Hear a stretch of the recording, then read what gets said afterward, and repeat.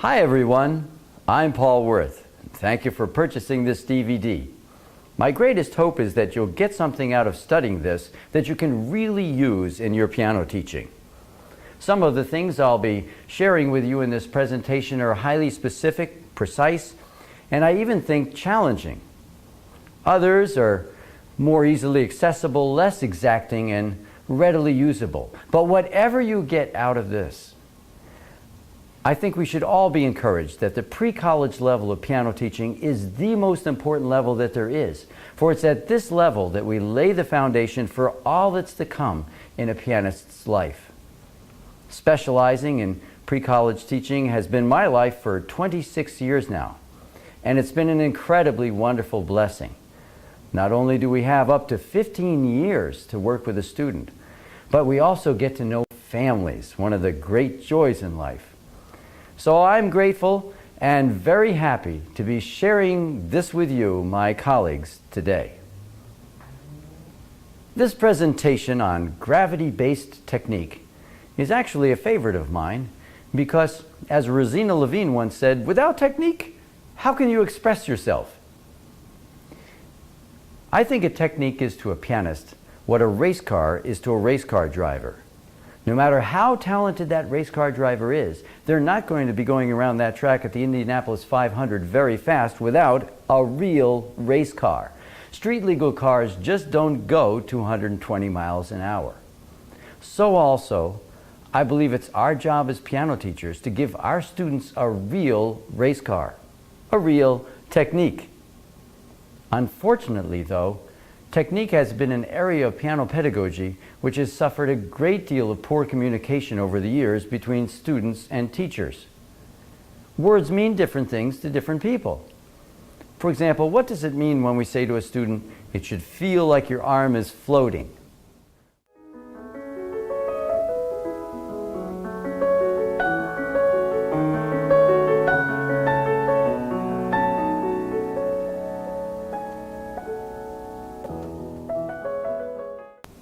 Or it should feel like you're stroking the keys.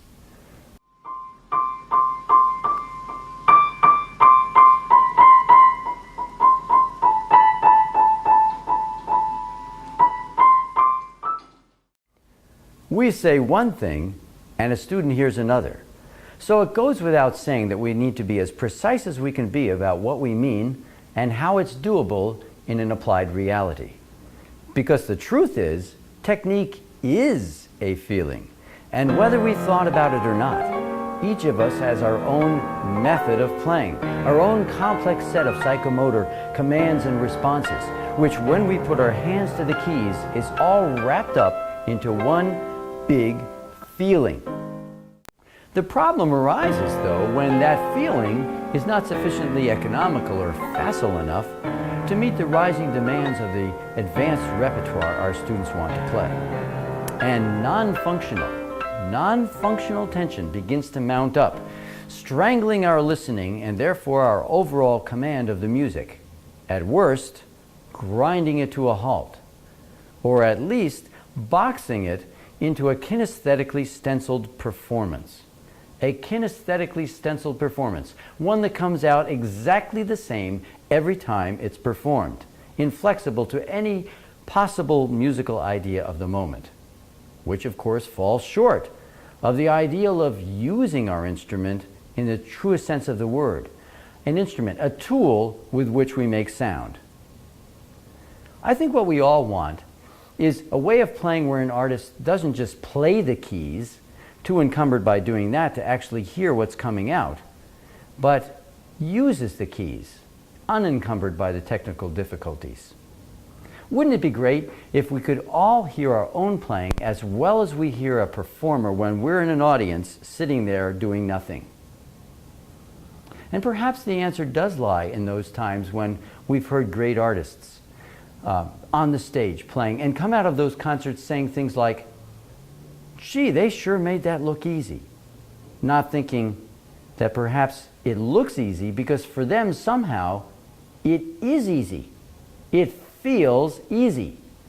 But even if we get that far in our perception, then the really probing question comes, and what is it that makes it easy for them.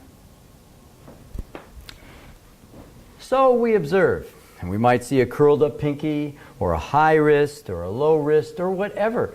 Many great artists look differently from each other as they play. And we think, that's the trick.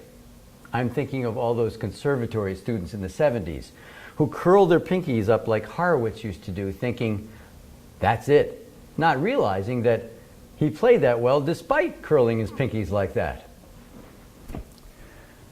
No, what we need is a bottom line, the real facilitating mechanism underneath it all, what I call a primary technique.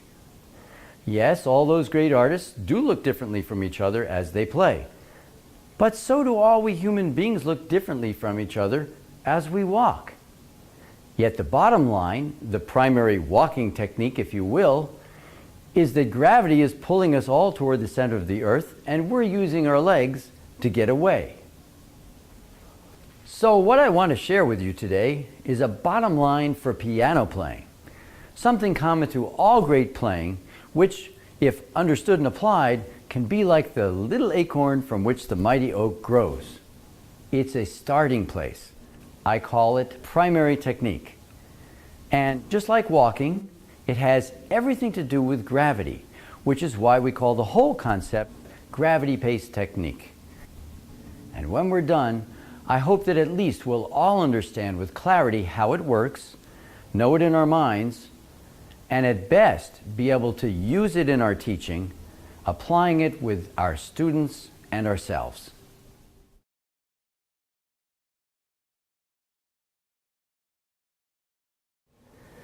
Primary technique zeroes in on using the least amount of effort to perform the two most fundamental articulations of legato and staccato, using the least amount of physical effort to perform legato and staccato, beginning with legato, because you walk before you run, skip, hop, and jump. In fact, it's so basic that the difference between doing primary technique and what we call secondary technique, or actually playing an advanced piece, is a lot like the difference between a baby walking, primary technique, and a ballerina performing Swan Lake, secondary technique. A good way to understand the importance of primary technique is by considering a continuum of tension. Primary technique would be on the far left of the continuum, and it's the least amount of muscle tension needed to manipulate the keys in legato and staccato. On the far right is a really tight pianist, paralyzed by way too much muscle tension. Most great playing, or secondary technique, operates around in this area, to the left of center on the continuum. And this is important because tension is inversely related to listening. Tension is inversely related to listening. The closer one can play to the left side of the continuum, the easier one can play those harder pieces with very little muscle use. And the easier it is then to hear what's coming out of the instrument. And the more we can hear, the better musicians we can be.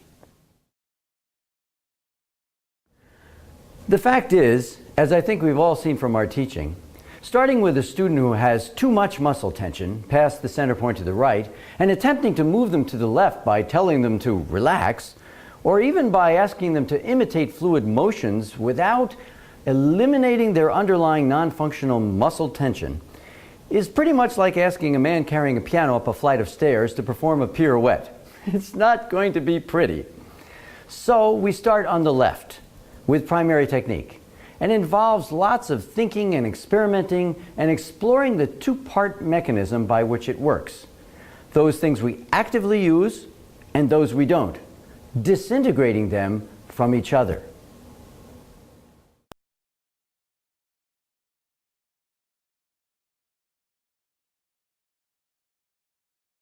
Primary technique, disintegration, the two-part mechanism.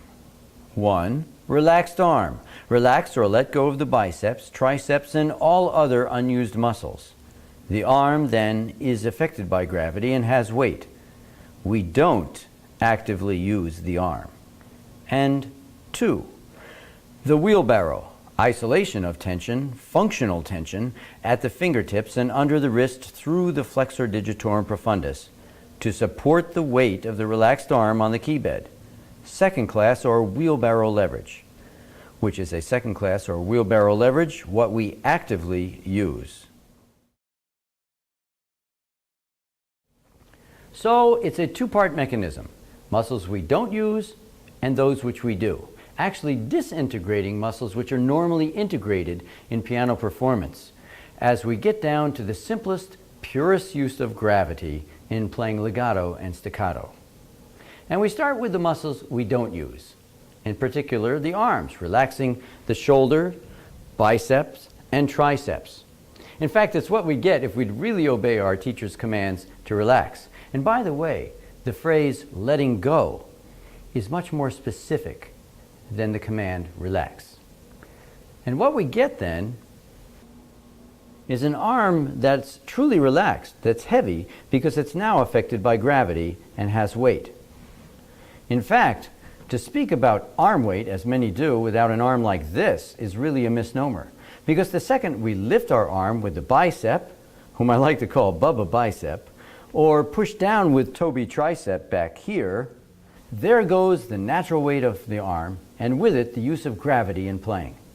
It's important to note then that nothing we're talking about here in primary technique works at all unless the biceps and triceps are completely relaxed, allowing gravity to affect the arm.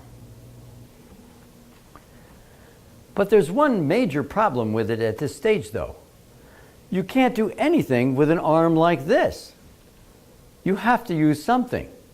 And if there's a secret to this concept, it's this. It's what we do use. There's a muscle attached to our elbows underneath the forearm that's about 5 inches long. Halfway down the forearm, it attaches to 5 rope-like tendons which travel all the way down to each fingertip. It's called the flexor digitorum profundus. But you might just as well call it Geppetto and the fingers which it operates Pinocchio, because that's what it's like, a puppeteer operating our fingers. And just like we can learn to wink with one eyelid without the other, or disintegrate our eyelids, we can use this while Bubba bicep and Toby tricep are sleeping, like so.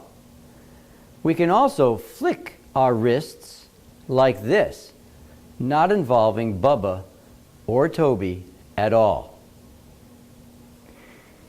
Even if we put this arm to rest on a surface like this, where it's hanging like a hammock between the shoulder where it's attached and the wrist where it's supported on the surface, we can still wiggle those fingers without affecting the weight flow from the relaxed biceps and triceps. In other words, if this surface disappeared, the arm would still fall.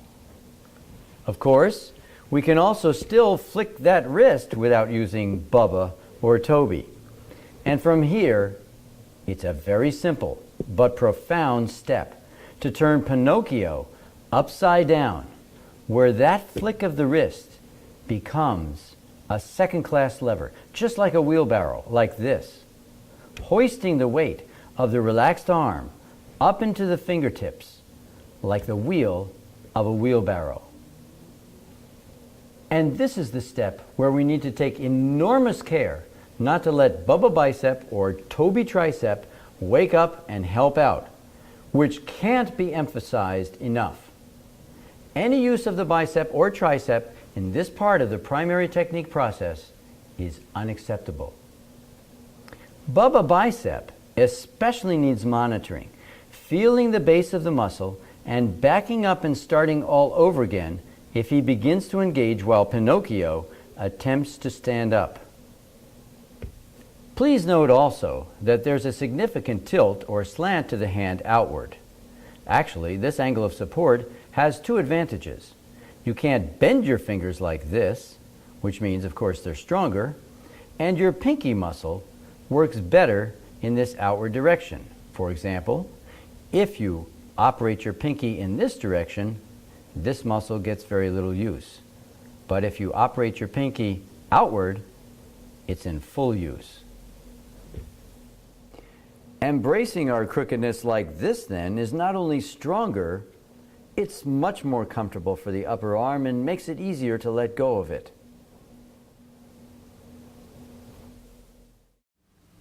This is how the system looks in a simple diagram. This is Stix Sitnupski, sitting at a table with his arm hanging like a hammock between his shoulder where it's attached and his wrist supported at the edge of the table. He's sitting close enough that his hand naturally falls on the table's edge, and his forearm is either at a very slight upward slant or parallel to the floor. Gravity, the unseen but powerful force, is at work, making Stix's arm heavy, as long as Bubba Bicep and Toby Tricep are asleep. Underneath his forearm is Geppetto, whose puppet strings run all the way through the hinge at Stix's wrist to his hand and fingers, which are at rest on the table, aka Pinocchio. As Geppetto activates Pinocchio with tension, starting at the fingertips first and then running through the hinge at his wrist, it sends his fingertips downward. They meet the table, and Stix's wrist is thus hoisted up from underneath in a wheelbarrow second-class lever. The end result is that Stix's arm is now hanging between his firm fingertips and his shoulder, and Pinocchio is now carrying a pretty big backpack.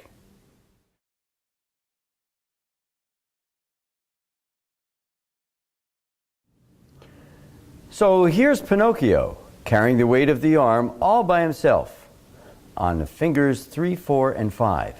And when he's standing up like that, he can even exchange the weight he's carrying from fingertip to fingertip like this. By the way, it takes real firmness at the fingertip, disintegrated, of course, from the bicep and tricep, to support the weight of this arm. The firmer the fingertips, the better, and the more relaxed the biceps and triceps, the better. Once this is accomplished, the next step would be to compare this surface, which is just like a tabletop, to a keyboard, which is also like a table, but with keys in the way. At the bottom of the keys, at the key bed, it's flat and solid and supports weight just like a table. So just as Pinocchio could stand on a table and support the weight of Bubba and Toby and all the other relaxed arm muscles, he could do the same thing here, only where he's standing, the keys would have to be down. They're in the way. So here he stands on fingers 3, 4, and 5 in the bottom of the keys. Well, what if we exchange all the weight to the second finger just like we would on a table? It makes a sound. We weren't thinking of pushing a key down though, were we? No, it went down as we exchanged the weight to the second finger. Well, to the third finger. Again, it makes a sound without pushing. It's kind of like walking in the snow. You don't think, there's some snow, I gotta push down that snow there. Oh, there's some there, forgot that, push that down too. No, those people are weird, stay away from them. As we walk, with gravity pulling us toward the earth, the snow is pushed down, but that's not what we're thinking.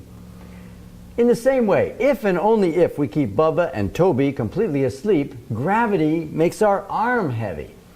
So here we are standing in the snow, walking from firm fingertip to firm fingertip, which makes piano playing pretty much upside down from what most people think. The object is not to push down keys, but to get away from them. And it's perfect legato, the basis for scale playing.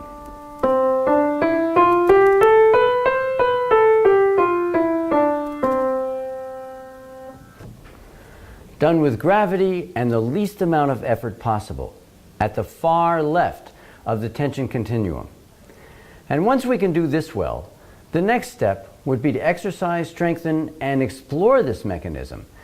Because just as there's no one leg position supporting our body as we walk throughout the day, there's no one hand position which would support our arms throughout a piece. The varieties of angles and heights and depths in playing this Chopin etude, for example, is a case in point of the need for flexibility.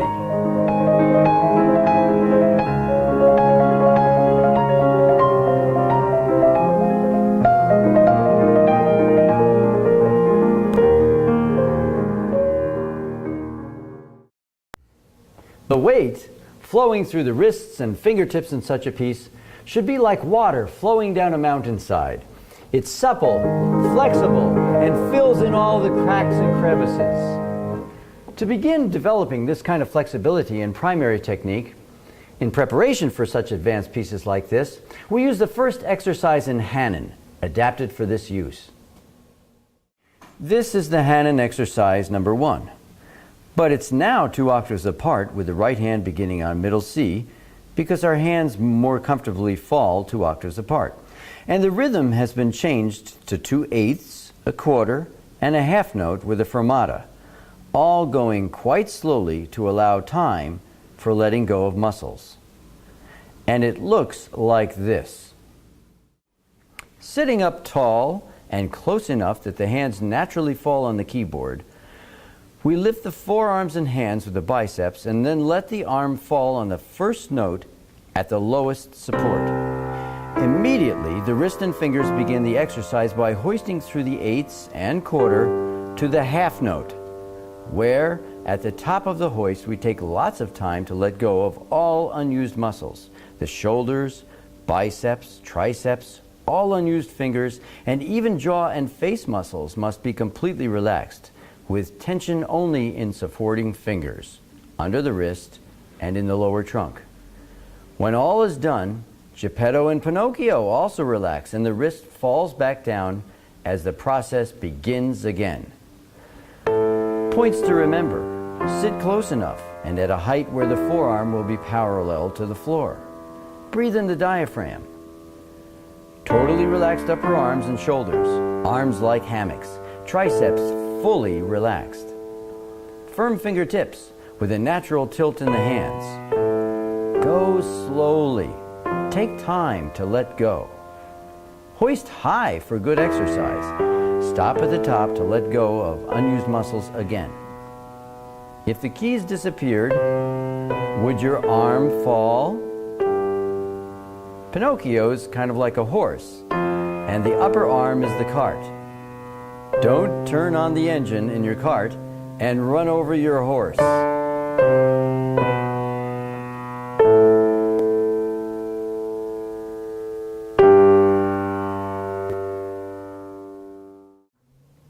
Of course, it must be remembered this is exercise. No one walks like they do deep knee bends, nor does anyone play without using their biceps and sometimes triceps. This is primary technique, a starting place. But learning how it's possible to eliminate the use of biceps and triceps in legato and staccato and cultivating the flexibility in this mechanism like this is the single most technically freeing skill any pianist can learn. Which brings us to the other side of the primary technical coin, so to speak, the other fundamental articulation of staccato, also done without the biceps or triceps. And it works like this.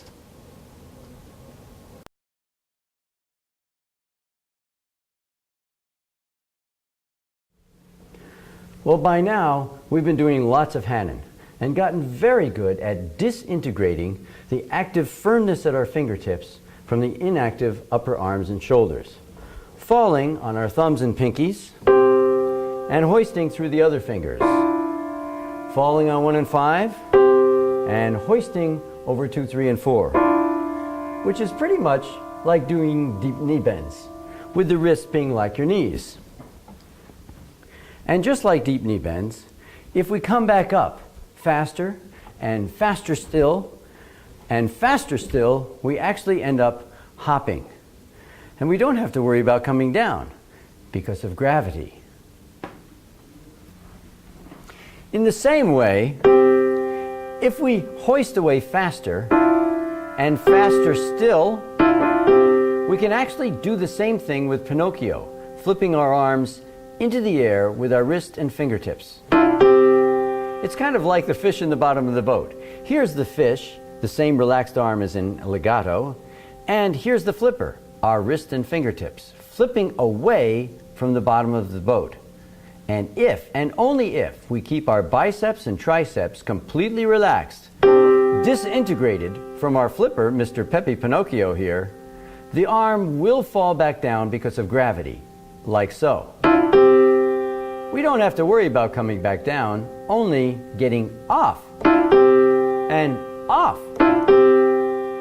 Of course, you want to be sure to sit close enough to the keyboard so your arm doesn't fall off when you come back down.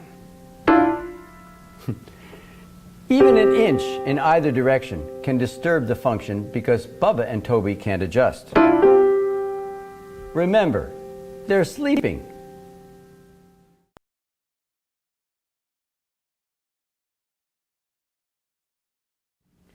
Points to remember. Keeping the upper arm fully relaxed, we flip or thrust the arm away from the keybed with a quick contraction of the wrist through the fingertips. Sit close enough so that the hand naturally falls on the keys. Use the same relaxed arm as we did in legato and think off. The wrist then freely falls back down. And remember the fish.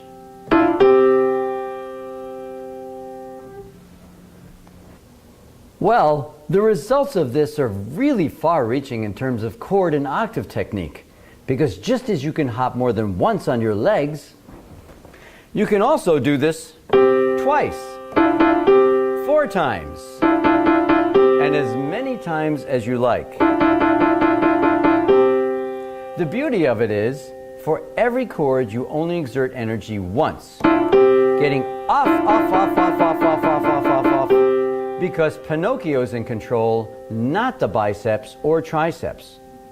Pianists, on the other hand, who play chords and octaves controlled by the biceps and triceps, exert energy twice for each chord, pushing down with the tricep and lifting up with the bicep for each, resulting in a diminished facility and locking of the muscles, causing fatigue when speed is applied. With gravity-based primary staccato technique, however, the biceps and triceps aren't used at all, cutting the active muscle groups down by at least 50%. And that's almost a miracle. Fast chords are far easier with the use of gravity.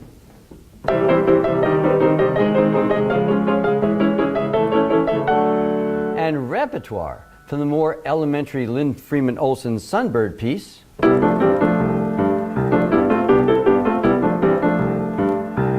to the advanced Rachmaninoff G minor prelude,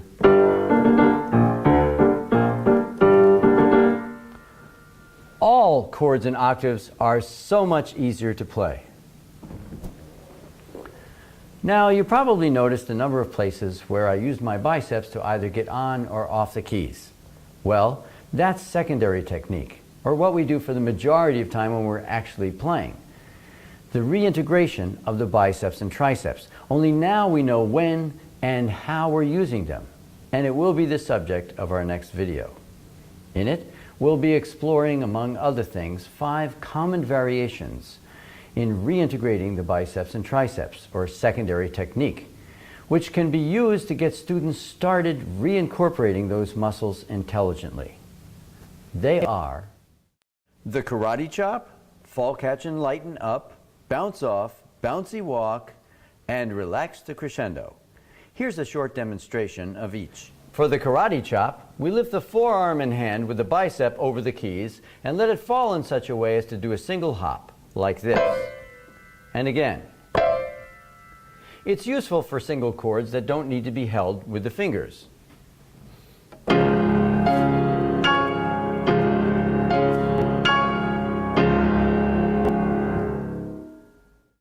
The fall catch and lighten up begins the same way as the karate chop, only Pinocchio doesn't hop off the bottom. He just buoyantly catches the weight, after which Bubba immediately lightens the weight load by taking it up, freeing the hand to let go, yet still remain in the keys. It's useful for chords especially that are held with the fingers.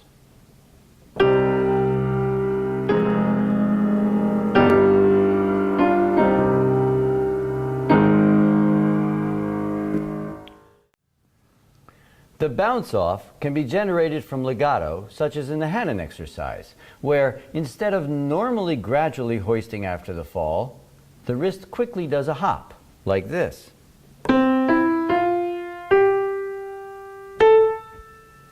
It's useful to get off the keys after a legato slur,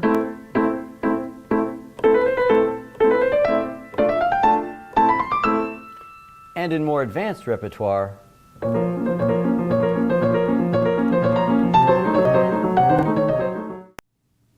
the bouncy walk is the same as the bounce off, except we don't actually bounce completely off, but just back up to a higher support again.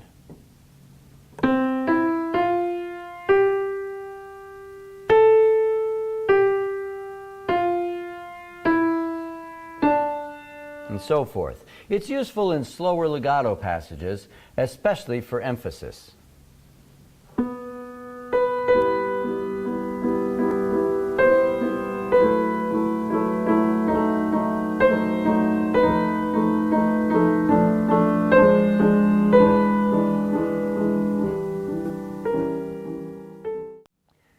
The relaxed to crescendo is used in almost any passage with crescendo, by letting go of bubba to create more weight flow, a term we use frequently. It can be shown to students by starting a 5-finger pattern lightly, and then relaxing bubba to crescendo, and then lightening them up to decrescendo. It's used in countless places. Let go, lighten up, let go, lighten up, let go, lighten up, let go, lighten up, and so forth. The repertoire we use to explore the application of secondary technique includes Hanon, the Virtuoso Pianist, complete; Czerny, the School of Velocity, Opus 299, number 9; Czerny, the Art of Finger Dexterity, Opus 740, number 40; and especially for younger students, we use Clementi Sonatinas, Opus 36, Burgmüller, 25 Easy and Progressive Studies, Opus 100, Moskowski Tarantella, Opus 77, number 6, and the Etude in F major, Opus 72, number 6.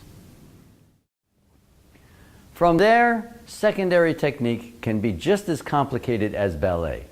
And it's even a great joy working out the passage work, mano-choreographing the weight flow. But the starting place is definitely primary technique, the little acorn from which the mighty oak grows.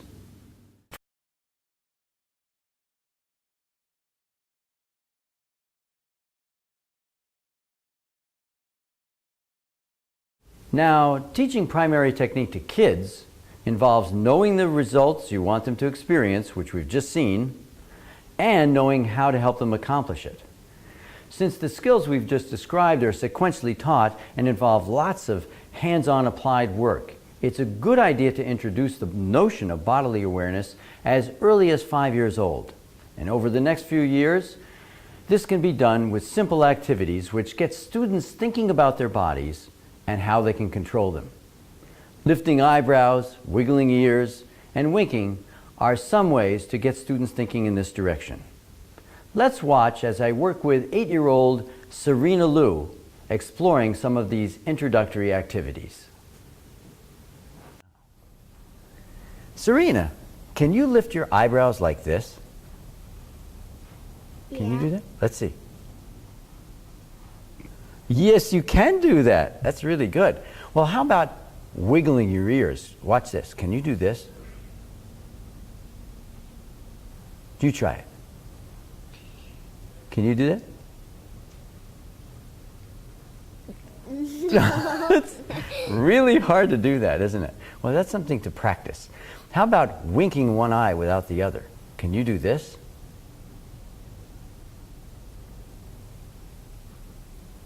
Yeah. Like that? Yeah, let me see. Wow, you are good at that. Bet you practiced that, didn't you? Yeah, it's really good.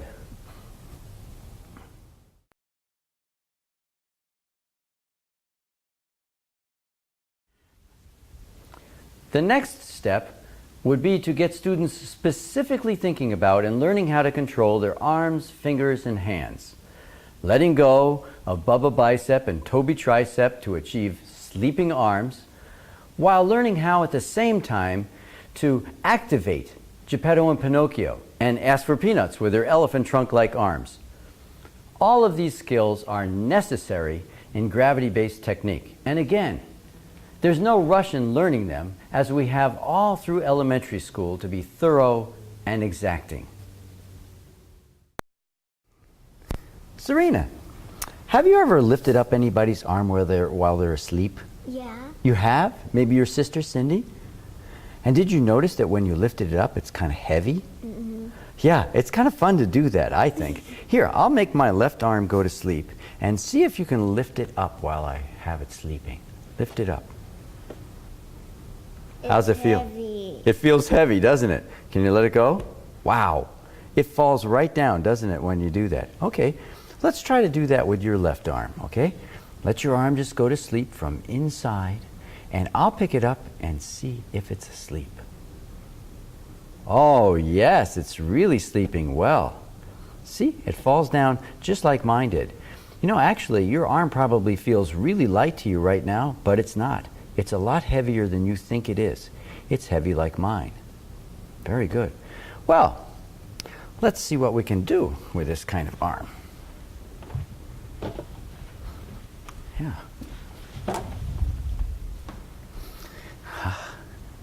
Okay, let's see if we can keep your arm sleeping while we're standing up, all right? I'm going to ask that you let your arm go to sleep again. And this isn't the kind of sleeping arm that you do or kind of relaxing that you do in gym. In gym, you kind of shake stuff out like this. People say relax and you do this. No, this is from the bone out where you can't move it. It's so asleep. It can't move at all.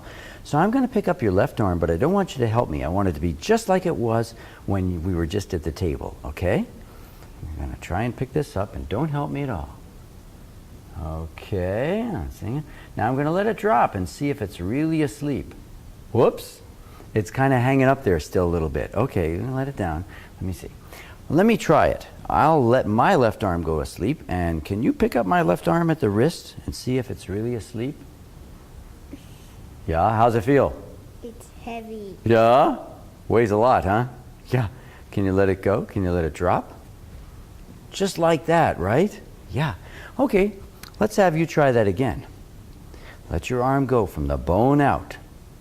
And here we go. I'll try and pick it up. See if it stays asleep. Oh, that's really good, Serena. Your weight is just flowing right into my fingertips like that. Very good. Now, everything we do from here is going to depend upon your arm staying exactly like this. Sleeping. Everything we do will depend upon you keeping your arm completely asleep in the technique part of our lessons. Okay? Now, I want to introduce you to some of the muscles that make this possible. Well, the first one I want to talk about is found in the front of your upper arm right there, underneath the skin, and I like to call him Bubba Bicep. Can you say Bubba Bicep? Bubba bicep. Yeah, Bubba Bicep. There's a lot of alliteration there. And it's Bubba Bicep's job to lift your arm and hand, actually your forearm and hand up. Can you wake up Bubba right now and lift your forearm and hand up off of me? That's good. And I even saw Bubba go to work. Yeah. Can you put Bubba back to sleep? Oh, that's really good. Yes, and it's really important to put Bubba to sleep like that. Now, let's see. Could you just begin to lift up your hand and forearm off of me using Bubba in the littlest bit? Oh, I felt that right away, and I even saw it. Yeah. Can you let go of your arm again? Let go of Bubba. Wonderful. Even using Bubba in the slightest is something we want to avoid when we're trying to use gravity to play. Because as long as Bubba's asleep, gravity makes your arm quite nice and heavy. All right, the other muscle I want you to meet in your upper arm is called Toby tricep. Can you say Toby tricep? Toby tricep. Yeah, Toby tricep. And Toby's in the back of your arm, back there. And it's Toby's job to push your forearm and your hand down toward the floor. Okay? So let's see. Could you wake up Toby and push down on me toward the floor? Oh, golly, you've got a lot of power in Toby tricep. Could you stop pushing? Oh, thank you very much. Okay. Well, Let's see if you can just begin to use Toby in the very slightest. And let's see if I feel it.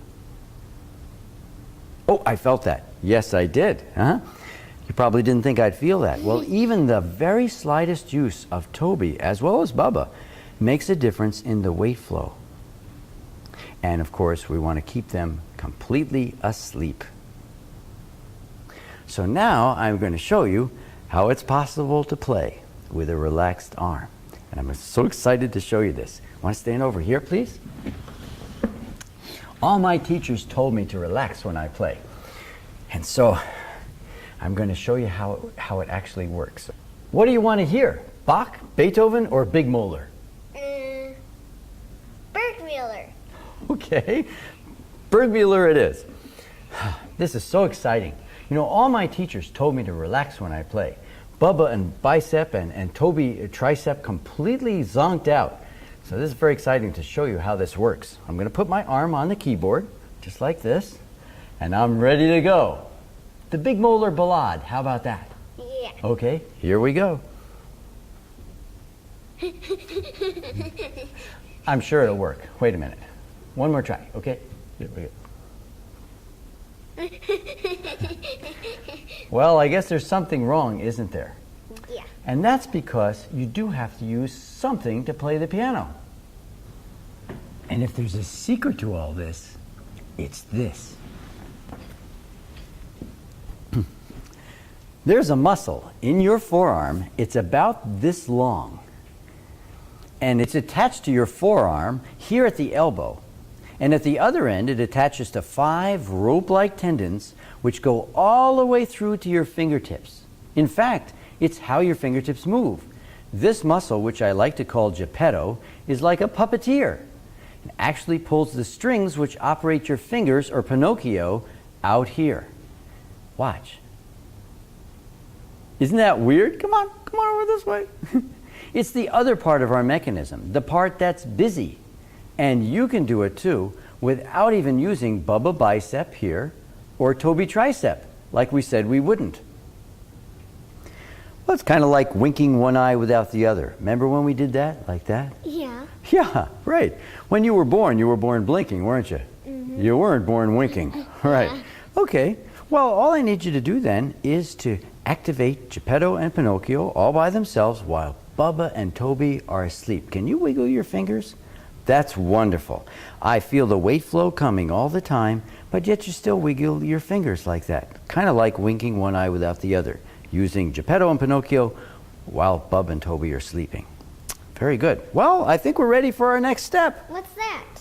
Asking for peanuts. Asking for peanuts? That's right, asking for peanuts.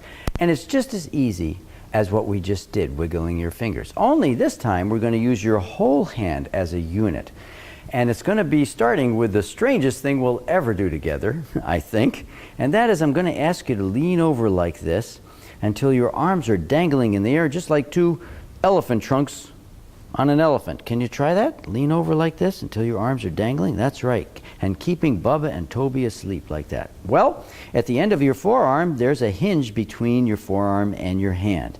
And all I want you to do is use that hinge and flick your wrist towards yourself. Yep, that's right. Geppetto and Pinocchio working there while Bubba and Toby are completely asleep. That's good. Hey, you know what? You make a really good elephant. Thanks a lot.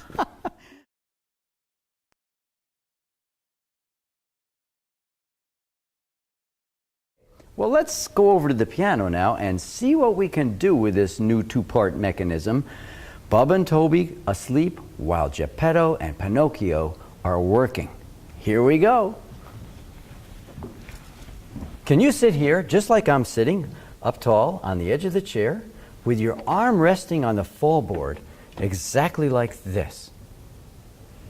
Try it. Whoa. That's good. Oh, wonderful. Bubba and Toby are completely sleeping there, and Geppetto and Pinocchio are asleep. Now, notice I'm putting my hand on your forearm and my wrist on your wrist and my forearm on your hand. Okay, do you feel the weight of my arm on yours? Yeah, very good. Okay, now, you remember that we were just standing over there flicking our wrists. Remember that? Mm-hmm. What I'm going to do now is, in my brain, what if I did the same thing? Is I flick my wrist in my right hand. Well, what's going to happen is very strange. My fingertips have no place to go. They'd usually go down, wouldn't they, if I flicked like that? But since they have no place to go, what's going to happen is it's going to pop my wrist up into the air, like this. Now that's different, isn't it? Yes. Now I'm not lifting my wrist, which would feel like this. See? There's no weight out there, is there? No. No, I'm hoisting it from underneath, kind of like Pinocchio's standing up all by himself. Do you feel the weight in your forearm when I do that? Yeah. Right. Okay, now it's your turn to try it. I'll put your fingers on the fall board like that, and I'm going to feel Bubba and Toby just to make sure they don't wake up during this, okay? Now, can you start by firming up your fingertips first all by themselves out there, and then underneath your wrist, and hoist up onto your fingers without Bubba and Toby, all by itself. Let's see. Oop! I felt Bubba and Toby kind of wake up there a little bit. Now we want to try and avoid that. Here, take a look at my hand here. I'm going to start by firming up my fingers, and you can actually see them get a little taut. See that? And then underneath the wrist, and there we are, standing right up, not using Bubba or Toby at all. It's kind of a strange feeling. It's kind of like a little animal out there all by itself, standing up. Okay, keeping Bubba and Toby asleep. Firm up your fingertips first. Go very slowly. Very slowly. Good, good, good. So far, yeah, good, good. That's it. Yeah, firm fingertips. That's right. Good. So yeah, it's a very weird feeling, isn't it, to be firm out here, but completely asleep up here. Okay, let's let go of that second finger. Right, and now all the weight's on 3, 4, and 5. Now, what if you put all the weight in the second finger? Let's see if you can do that. Walk to the second finger. Pinocchio's taking a walk, you know. All right, let's go to the third finger and see that. Very good. And how about the fourth finger? That's wonderful. All the while, Bubba and Toby are asleep. Okay, I think we're ready for the next step. So, you want to come out this way, and I'll move the bench. Very good. Okay, come on back in, Serena. Very good. Okay, now we've got you where we want you to sit. Just like this, on the edge of your chair, facing the piano, and close enough so that your hand can easily lie face down on the fall board. That's good. And look how naturally your hand tilts outward like this, just the way God made you. See that? Crooked. No, just kidding. Actually, your fingers are going to be a lot stronger like this because you can't bend them sideways like this. They won't bend that way. And your pinky muscle, this muscle here, try to move your pinky like that. Just like that. See, when you do that, you're not using that muscle very much. Yeah. However, if you move it like this, go ahead, move it like that. Good. Oh boy, I really feel that muscle moving now. Yes. So you'll be making much better use out of that muscle going off the side of your fingers, just like this. So let's see what we're going to do. Here's Serena sitting at the piano. Your arm hanging on the fall board, just like this. Aha. And of course, that beautiful ponytail hanging down behind you. We can't forget about that, can we? And a nice smile. Let me see. Yeah. There you are. It looks just like you, doesn't it? Yeah, I think so. Well, here's Bubba Bicep and Toby Tricep completely asleep, right? And gravity's pulling down all the time, the unseen force, which once Bubba and Toby are asleep, has an effect on your arm. So your arm is now hanging like a hammock between your shoulder and your wrist. Well, here's Geppetto under here, connecting through the hinge at the wrist to Pinocchio. And of course, that's the same mechanism which we use to flick our wrist, which sends your fingertips down, right? When we're standing over there asking for peanuts. But now, what's going to happen when you flick your wrist is your fingertips are going to go down. They have no place to go. They'll run into that table. So what's going to happen? It's going to pop your wrist up. And the weight that was flowing from your wrist into the table is going to go straight up into your fingertips, just like a wheelbarrow, a second-class lever. And then you'll be hanging between your fingers and your shoulder. One big, happy, hanging hammock.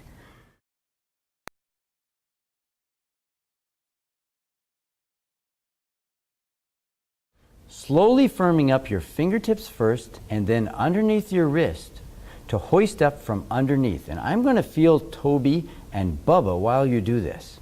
Okay, let's go very slowly and start firming up your fingertips first and then hoist away. Like, ooh, I just felt Bubba wake up. Yeah, let's back up and start all over. Remember, Bubba has to stay completely asleep. Think hard now, just Pinocchio out here without Toby or Bubba. Here we go. Very slow. Good. Firm up your fingertips first underneath your wrist. Oh, that's really good. Oh, that's wonderful. Yes. Your arm is just hanging between your shoulders and your fingertips, just like in that stick figure. Okay, now I'm going to lift up your arm at the wrist and see if it's really asleep. Oh, that's terrific, Serena. Now I'm going to put it back down again. Can you firm up your fingertips first and then underneath there? Good. Keeping this completely asleep. Good. Now, can you let go of your second finger? Thank you. Very good. Now, can you put all the weight on the second finger? Walk to 2. Good. And then walk to 3. Yes, a little higher hoist underneath. Walk to 4. And then back to 3. Good. And then 2. That's wonderful. You're walking on your fingertips. And if the fall board disappeared, your arm would just fall. Stop on your 4th finger. Good. I'm going to lift it off and see if you're still really hanging on that. Oh, that's wonderful, Serena. Firm up your fingertips again. This is what it feels like to support your arm on your firm fingertips. The firmer these are, the better, and the more relaxed that is, the better. Bravo! Let's watch now as I take Serena to the piano, sequentially mastering each step until the Hanon exercise, or legato, and the hopping, or staccato, are accomplished. Of course, the rate at which the student accomplishes each of these steps will depend upon their own age and ability, as well as the teacher's discretion.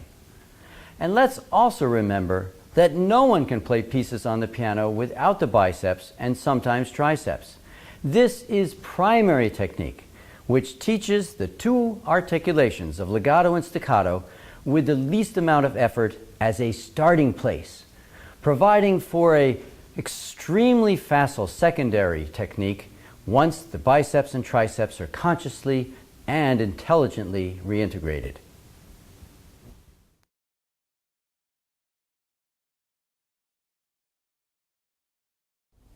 Well, Serena, what's the difference between a tabletop or the fallboard top and a keyboard? I don't know. Well, think about it. At the bottom of the keys, it's flat and it supports weight just like a table does. So, if I let my arm completely go and activated our support mechanism under here, our Pinocchio, I could be standing on the keys right here, but where I'm standing, the keys would be down, wouldn't they? Yeah. Yeah. So I've left my second finger out of this. My 3rd, 4th, and 5th fingers are supporting my arm, completely sleeping Bubba and Toby. What if I put all the weight in the second finger? What do you think will happen? It'll make a noise. Yeah, it's going to make a noise like that. But I wasn't thinking of pushing down the key. I was just walking to my second finger, and the key was in the way, and it made a sound. Now I'll go to my 3rd finger. There, it made another sound. Not thinking pushing down, but just walking. It's kind of like walking in the snow. You know, when you walk in the snow, you don't think, oh, I got to push down that snow there. Oh, there's some I missed. Push down that too. No, that's kind of strange. People who think like that are weird. Stay away from them, right? No, we're walking by falling forward and catching ourselves with our feet, right? Gravity's pulling us toward the center of the earth and we're getting away. Well, in the same way, if and only if you let your arm completely go to sleep, Bubba and Toby completely sleeping, you can stand right here. Look at this white snow on the white keys. You can stand right here on the key bed and walk to your second finger, and then your third finger like this, and your fourth finger, and it's just like walking in the snow, which makes, of course, keyboard playing upside down from what most people think. Most people think I have to push down the key. No, au contraire, mon ami, you know, it's upside down. We're just carrying our hanging arm on our firm fingertips, like that.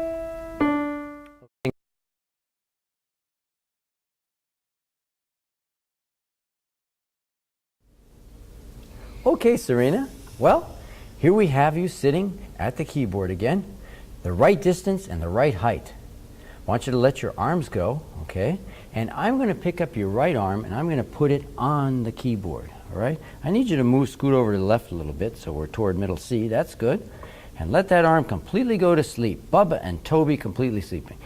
Don't help me at all. I'm going to put your third finger on D, your fourth finger on E, and your fifth finger on F. Now, could you firm up your fingertips without helping with Bubba and Toby? There you go. Firm fingertips. Pinocchio is really firm out there. And now you're hanging between your fingertips, firm, and your shoulder. All right. If the key bed disappeared, your arm would just fall. Really good. Okay, good. Now I'm going to feel Toby. Now I want you to walk to that second finger. And when you do, make sure you don't do any pushing with Toby. Okay, go ahead. Ooh, I just felt Toby really give quite a push there. Try to the third finger without a push. Oh, another push in there, okay? Let's try this. Would you just slide over to the right? And I'm going to sit down here right by you. And what I want you to do is, I want you to feel Bubba with 3, 4, 5 in your right hand, and in the left hand, 3, 4, 5 into Toby. Really firm press. That's right. Now, do you feel me lift my arm a little bit? Yeah. Yeah, you felt Bubba working. Do you feel me push into the keys with Toby? Mm-hmm. All right, now, this is what I want you to do. Watch, I'll walk to the second finger. Did you feel Bubba or Toby? All right, now I'll go to the third finger. Bubba or Toby? Absent, huh? Mm-hmm. How about fourth finger? How about third finger? Yeah. Yeah, I did it, didn't I? Yes. Now, how about second finger? No. No, that's really good. You are really feeling that well. Now, it's your turn. Slide back over toward middle C. That's good. And now I'm going to lift up that right arm, let Bubba and Toby sleep. Okay? And we'll put you at the bottom of the keys, D and F, and you firm up the fingertips. Good. Keep this completely asleep. Lean forward just a little bit so your hand naturally falls right there. Good. Now put all the weight in the second finger. Go ahead, walk. Oh, that was great. That was great. Let's go to the third finger. Wonderful. I really believe if the key bed disappeared, your arm would fall. Let's go to the fourth finger. That's good. Back to the third finger. Really firm fingertip. Boom. Yes, right. And 3.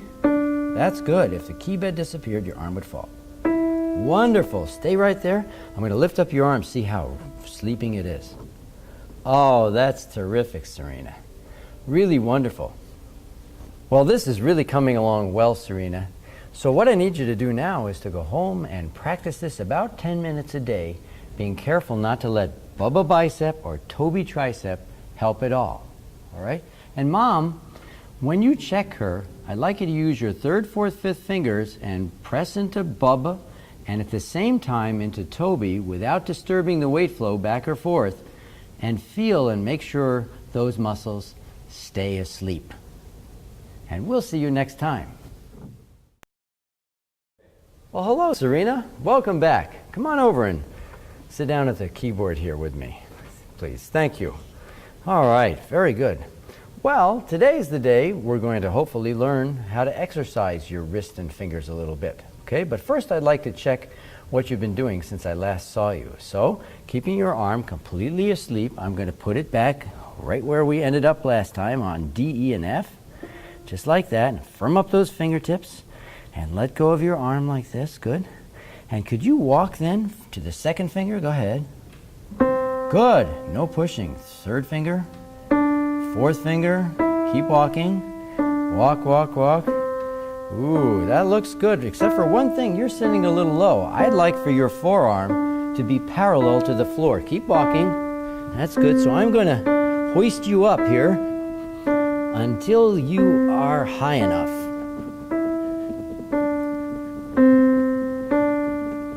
Okay, that's very good. Oh, way better, yes. Either parallel to the floor or a slight upward slant is fine. That's good, no pushing at all. Firm fingertips here, but no pushing. That's it. All right, let's stop a second. So now it's going to be time to learn how to exercise. Let's have your hand and put it flat here. You see, not always will we be supporting with our weight right this way in the wrist. We're going to need to learn flexibility, so you can be over here, or up here, or down there, or all kind of different places, supporting the weight of your arm through your wrist into your firm fingertips.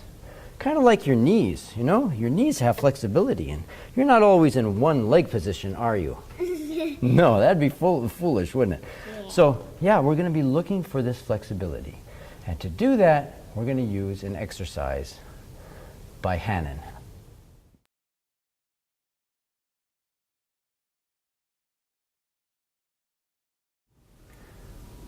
Okay, here we are, ready to exercise your hoister, using this book, the Hannon book of Virtuoso Pianist in 60 Exercises.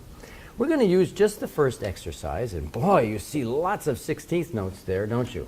Yeah. But we're not going to play 16th notes right now. We're just going to be interested in the pattern, which happens to be, don't skip a finger, but skip a note like this. Starting on C, you go stepwise, skipping, and then walking, stepping, okay? Like that. Okay, get your arm completely asleep, Bubba and Toby. And I'm going to put your second, third, fourth fingers on E, F, G, and then A. And firm up your fingertips under there, completely letting go of Bubba and Toby. If the keyboard disappeared, your arm would just fall. That's good. Let me check that. I'm going to lift it off. Oh, that's terrific, Serena. Now we'll go back to that again. 2, 3, 4, 5 on E, F, G, and A. Firm up those fingertips, like talons on an eagle's foot. And now we're going to start this exercise just by walking to the thumb on C and support, like that. Good, and then second finger, third, fourth, right. That's right, one fingertip at a time, firm, let go of your unused fingers. I love that natural tilt in your hand. That's good, nice support. If the keys disappeared, yes, your arm would fall and stop on C. Oh, I love that natural tilt too. That's really working well. Okay, let's add something else now to the exercise, and that is a rhythm. Instead of doing all 16th notes, I would like you to do in 4/4, 2 eighth notes, a quarter note, and a half note. Hold it. And it's going to look and sound like this. 1 and 2 and 3 and 4. Hold it. 1 and 2 and 3 and 4. Like that. 1 and 2 and 3 and 4 and like that. Okay? And we could just start by learning instant hang. Do you know what instant hang is? No. No? Well, it's when you use Bubba just to get your arm onto the keyboard like that, and you just lift with Bubba and then let your arm fall and start the exercise like this. Catch your arm on your hoister, and it's instant hang like that. And 1. So let's try that. Just lift your arm and plop right on C. Go ahead. And 1, and 2, and 3, and 4, and walk. That's right. Wonderful. I don't feel Toby working at all. And 1, and 2, and 3. If the keys disappeared, your arm would fall. Yes. Go ahead. Natural tilt in your hand, looking really good. Oh, that's wonderful. 4 and 1. Going slowly like this. Sitting up tall, playing with Paul. 4 and breathe in your tummy. Don't feel crummy. And 4. Let go of your arm. Laughing isn't good for letting go, is it? And we can stop right there. That's really good, Serena. One last thing that I want to do to change this exercise for you is to use your wrist by falling on the first of each of these 4 notes and then hoisting over the other 4, just like walking while you do deep knee bends. That would be a great exercise if you could do it. Walking while you do deep knee bends at the same time, that'd be tough. It would look like this, though, on the keyboard. I lift my arm with my bicep and then plop on there and start right away with a low wrist, and 2, and 3. Hoist way up, 4, and collapse. Right on the side of my pinky, like some kid who never had any lessons in hand position. 4, and collapse, and 2, and 3, like that. Right on the side of my fingers like that, okay? So we're going to try that. And don't worry if it doesn't work right away. Gradually we'll get better and better as we go along. Here we go, lift and plop. And 2, great. And 4, and collapse. And nice high hoist. Let go of those unused fingers. Good, Serena. Collapse. Yeah, you were right to hold that a long time. Stop there and let go of your muscles. Sit up tall. Breathe in your tummy. Let go and collapse. If the keys disappeared, would your arm fall and collapse? That's right, sitting up nice and tall. This looks really good. Let's fall on C, and that's it. Wonderful. The only addition I would make to that is to do both hands at the same time. For that, since your arms naturally fall 2 octaves apart like this, we'll start with the left hand way down there and the right hand on middle C. So it'll look like this. And with your hands tilting away from each other, collapse. Like that. And 4, and collapse. Completely asleep, Bub and Toby, okay? Are we ready to go? It's lift and plop, 2 octaves apart. And don't worry if you miss notes, it's not about how beautiful it is yet. Great. I'm feeling Toby, let go, and collapse. And 3, that's right. Firm that fingertip just like the talon on an eagle's foot. And collapse. The firmer the fingertips, the better. And the more relaxed Bubba and Toby are, the better. Collapse. That's wonderful. Stay there once. I'm going to lift your left hand off and see how relaxed that arm is. Oh, that's really good. Now, firm up that 4th fingertip again. That's right. Arr, just like a pirate. Arr. And then collapse. If the keys disappeared, your arms would just fall right down to China. And collapse. And way up high, and we're going to fall on F and stop. Collapse. That's wonderful. And when you go home to practice this exercise, you can do that all the way up and down, just like the exercise has, okay? One other thing that I'd like you to do also is to start applying this to your scale practicing. And that is, I'd like you to learn the C major scale, which is found in the back of your Hanon book. And I'd like you to do that starting with 1 note, and then 2 notes, and then 3 notes, etc., and so forth, like that, okay? For example, you can lift with Bubba and fall on your first note like that and catch it underneath, like that. And then once you can do 1 note, you can do 2 notes, like this. Look what happened to my thumb. Boy, it got out of there fast. It's on the way to F, isn't it? So lift, let your arm fall, and do 2 notes at once. And then, after you're good at that, 3 notes with your thumb all ready for F. So your thumb is mostly underneath as you're practicing your way up like that. Okay, let's try it. Lift your right arm and let it plop right there on the first note. Here we go. Good. Using that firm thumb muscle under there and letting go of Bubba and Toby all by itself, supporting your arm. Okay, let's do 2 notes. That's wonderful. Look at how your thumb is like a heat-seeking missile going to that next note. Okay, here we go. Yep, sit a little closer so that all your upper arm muscles can let go. Okay, down to your lap again. And 4 notes. Good. That's right. Let's do that one again.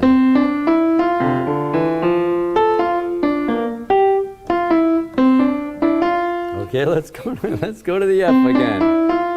There you go. Letting go from that thumb muscle up. Yes, now. Oh, that's so wonderful. And you're not using your tricep at all. You're making a nice big sound. One more time. Go ahead. Go up to the G. Good. Wonderful, Serena. So I would like you to climb all the way up 2 octaves and then back down again. You could do this hands alone. The Hanon exercise number 1, hands alone, and the scale hands alone this week. Okay? Good job. At this point, a good idea would be to have the student practice the Hanon exercise, hands alone, about 10 minutes twice a day, being very careful not to push with Toby tricep. And to practice the scale without hoisting and falling, about 10 minutes, for a total of about 30 minutes a day.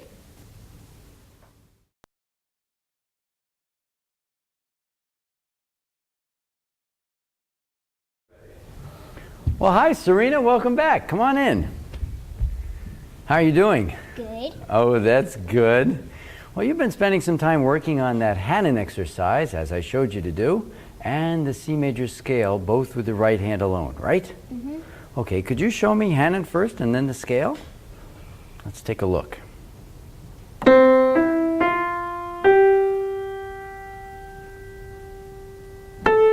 That's really good. I love the way you wait at the top to let go of all those unused muscles, making sure they're still really relaxed. Go ahead. Just check that tricep. Go ahead. Go ahead. Watch out for Toby there. And collapse. Oh, very good. Nice smooth hoist all the way up like that, and then collapse. Yes, if the keys disappeared, your arm would just fall. It's looking good. And collapse. Very good. Stay there once. Oh, I love the straight edge to the outside of your forearm and hand here. There's no angle at all. That's a wonderful angle of support. I really love to see that. Continue on then. That's looking really good. I'm sure if the keys disappeared, your arm would fall. Go ahead. Nice high hoist. Letting go of that elbow. Very good. And stop on E. Wonderful. Wonderful. Well, how about that scale? Could I take a look at that? And let's not go too fast, okay?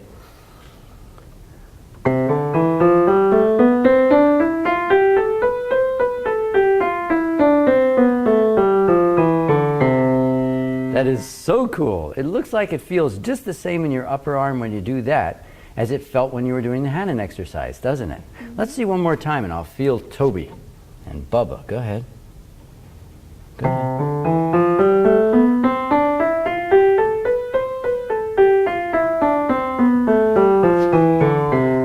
That's really wonderful. If those keys disappeared, I'm sure your arm would just fall right down.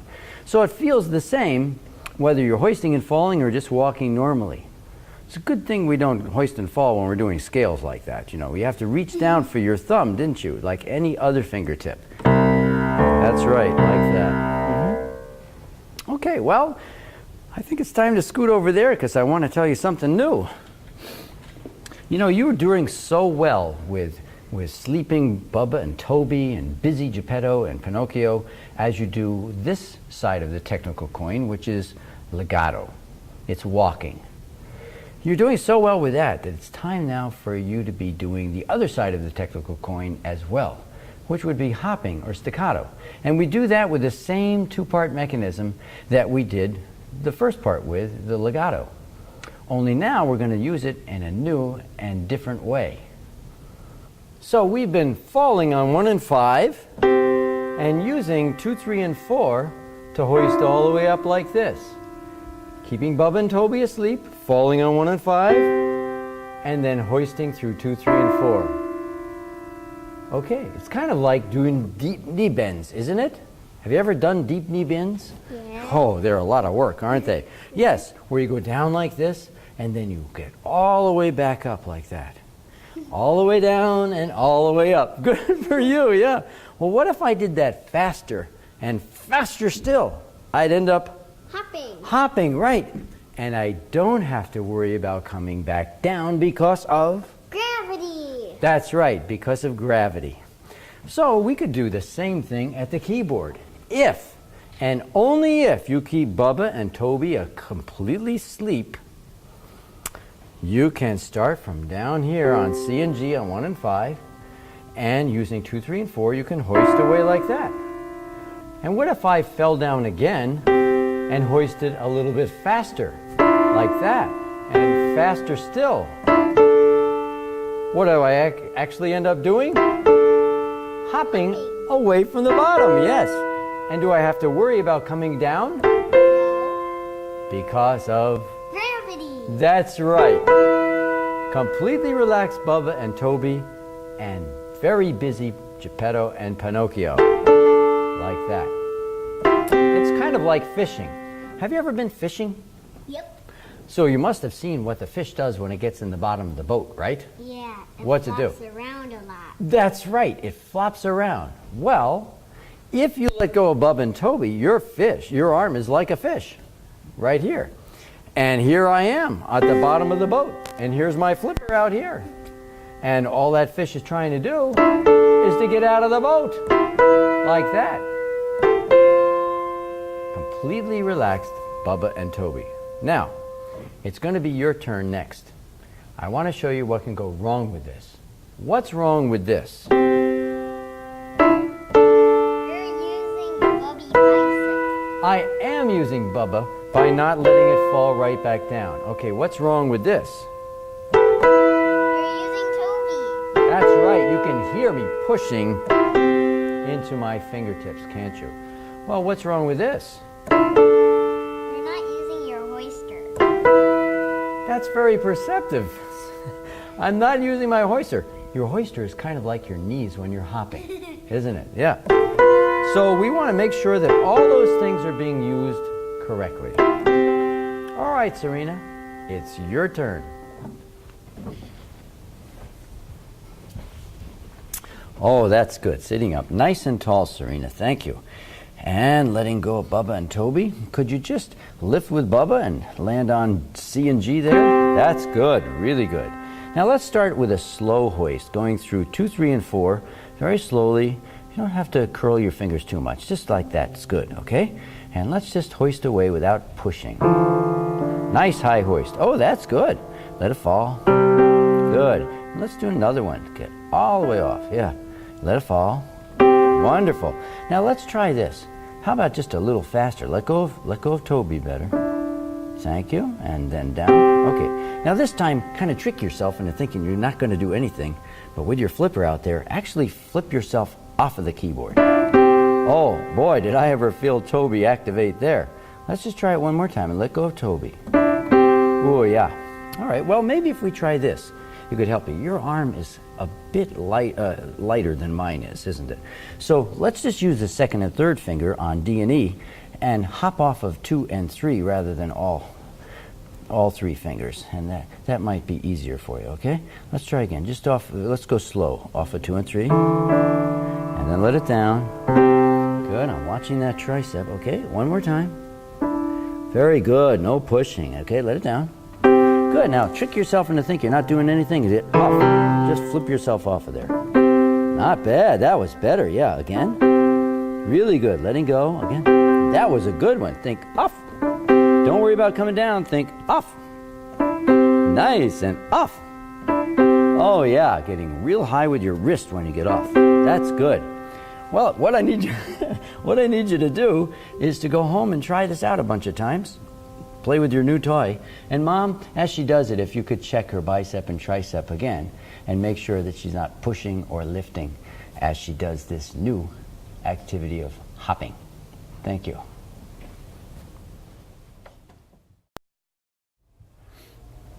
Well, hi, Serena. Come on in. How are you today? Good. That's good. So you've been hopping with your hopper, huh? Mm-hmm. Okay, well, let me see how that looks. Sit up nice and tall and close enough, and let's see. Looking good. Thinking off. Think off. That's really good. Okay, it's looking so good, I want to show you how to hop more than once. Would you stand over there, please? You know, just like you can hop one time. Let me see you hop one time, please. That's good, yeah. Could you hop twice? That's really good. And the reason that's possible, of course, is that you don't have to worry about coming down. You just keep getting off and gravity brings you back down. Well, in the same way, we can do that on the keyboard with Pinocchio out here. So here I am hanging on 1 and 5 on C and G, and I have to do it in slow motion to show you how it works. I thrust off or flip my arm into the air like this, and then gravity brings me back down, and just before I hit the bottom, I do another hop like that, and then let it fall all the way back down. And in real time, it would look like this. Think off, off. Off, off. And it just falls right down. Now, what would be wrong with this? That's right, I didn't come down in between. We want to let it fall down in between. What's wrong with this? I was using Bubba. You are getting good at this, aren't you? So, what I'd like you to do is give this a try now, sitting up nice and tall and close enough so your hand naturally falls right on the keys. Same arm as Hannon. Sit up close, think off, off. Really good, and let go here. No pushing. Think off, off. Right, really no. All right, very good. Well, let's go over there a second again. Let me see you hop 4 times. You are full of energy today, I must say. You look like a regular bunny up and down there. Well, we could do the same thing on the piano. I don't have to worry about coming down, so I just think off, off, off, off, like this. Like that. And you could start climbing up the scale like this too. That'd be kind of fun instead of staying in one place like that. And stop on F and C. How about that? So lift up and think off, off, off, off. And let your arm fall through each group of 4. Step nice and tall. Let go of Toby. That was a good one. Really good. Let go. Okay, this time I'm going to lift your arm while you're hopping and see how your arm really is relaxed. Go ahead.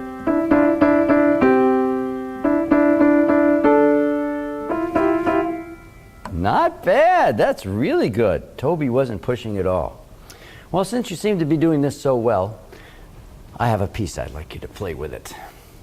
Well, you know Bergmüller, you've done the arabesque, and now here is another piece in this book called the Ballade. It's the piece I tried to play a long time ago when I showed you how you needed to use everything to play, right? All right, here we go. It's the Ballade, and if you notice right at the beginning of the piece, we have chords, staccato 8th note chords, which are hopping. That's what it's about. So they look like this if you play.